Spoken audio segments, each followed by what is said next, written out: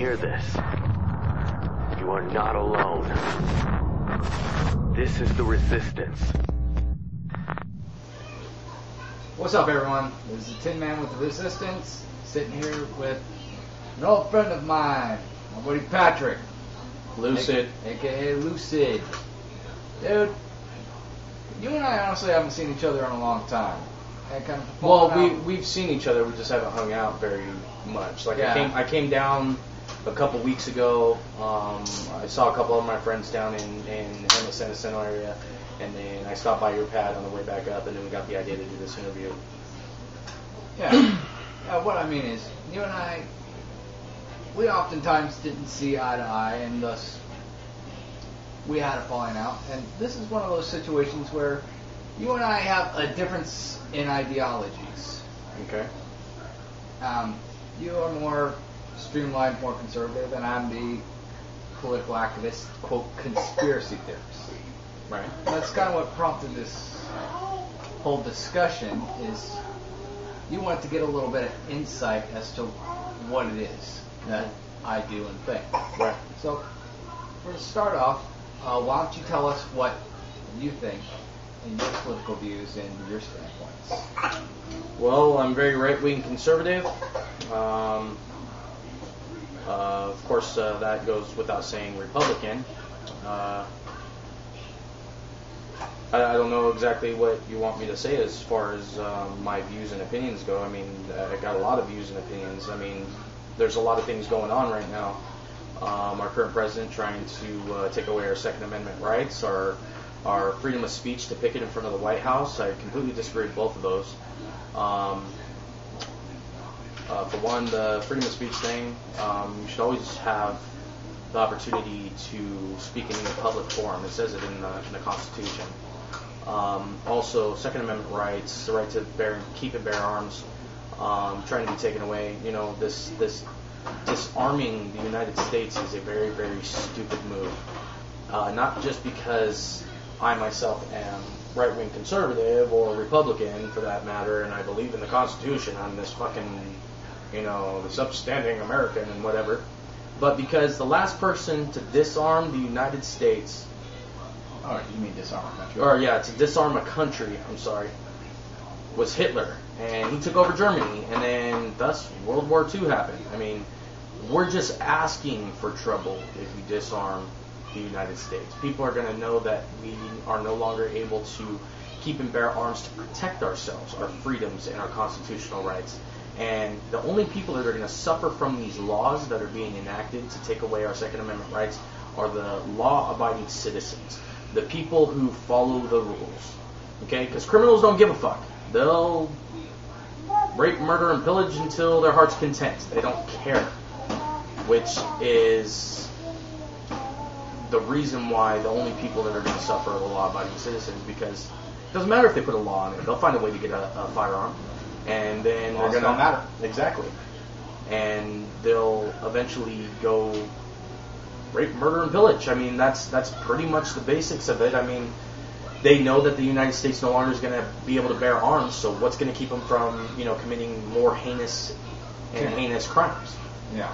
So, based on what you talked about, you kind of lean towards the conspiracy theorist, quote, side of things, in that we're heading towards a dictatorship-like system, or dare I say, even a new world order. I don't want to say leaning towards the conspiracy theorist point of view, just because of the plain and simple fact that I am not a conspiracy theorist. I don't believe that aliens are God, or I don't believe in, that kind of thing or whatever. We'll get more into that in a little bit here. Those are some interesting points. But brass tacks, do you believe, like a lot of people do, that we are heading into a one-world governmental dictatorship? I think that this United Nations thing, where all these people are coming together, all these leaders are coming together and coming up with the laws and the system of government that's going to be dictated on the entire world. Yes, I believe that. Not only because it's not just a conspiracy. You see the United Nations on TV all the time. People getting together. You see people whispering in each other's ears and covering their mics when they're trying to tell secrets or whatever the fuck they're doing. I don't know necessarily what they're saying.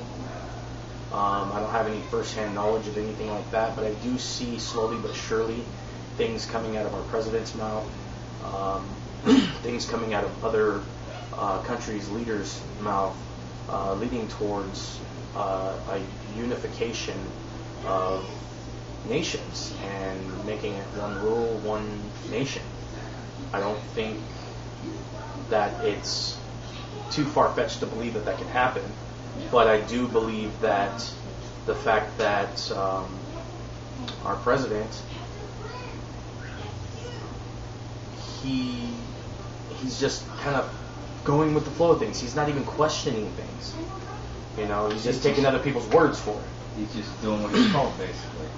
And I remember back in the day, talking about the Alex Jones stuff. Alex Jones, he was really big back in the day with the conspiracy theory stuff, or even the anti-New World Order propaganda, as it were.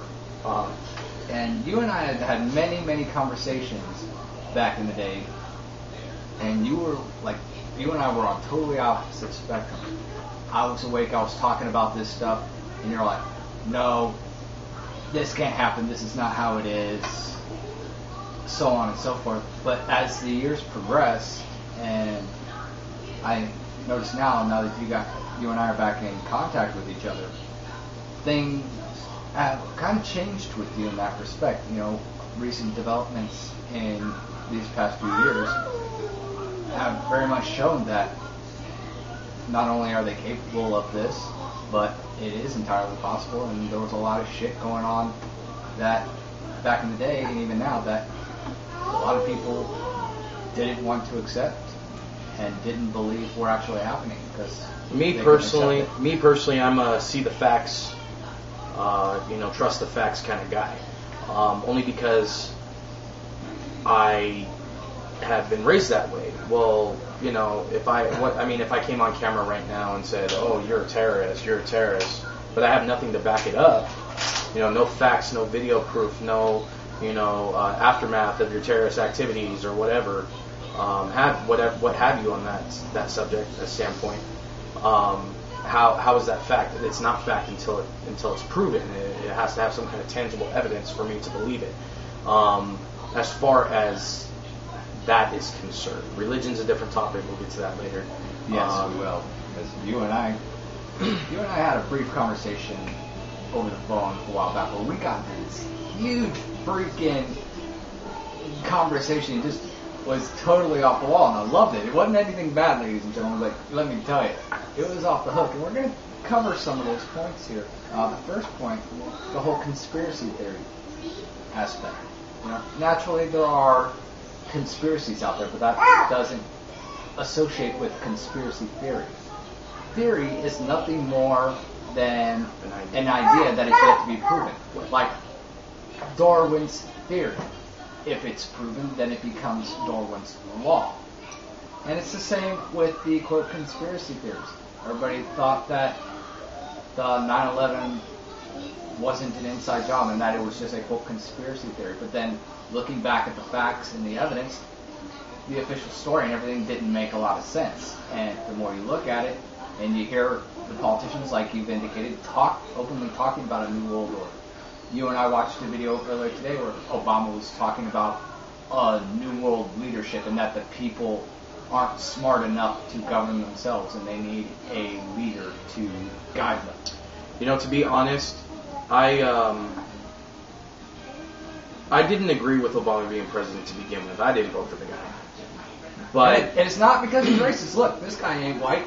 Yeah, I'm not white, dude, at all. I mean, I got white in me, but I'm Mexican as well. My father was a Hispanic American, and my mother is Irish. So, I got quite the drinking combination in me.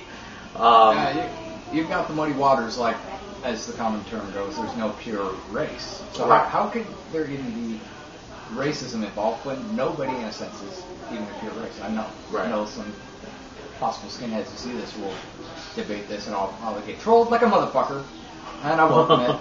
But nevertheless, it's true. You Right. trace your genealogy back somewhere, you're going to find some African American blood or some Indian blood or this blood or that blood. Right. Right. Some kind of taint somewhere in the bloodline. Yeah.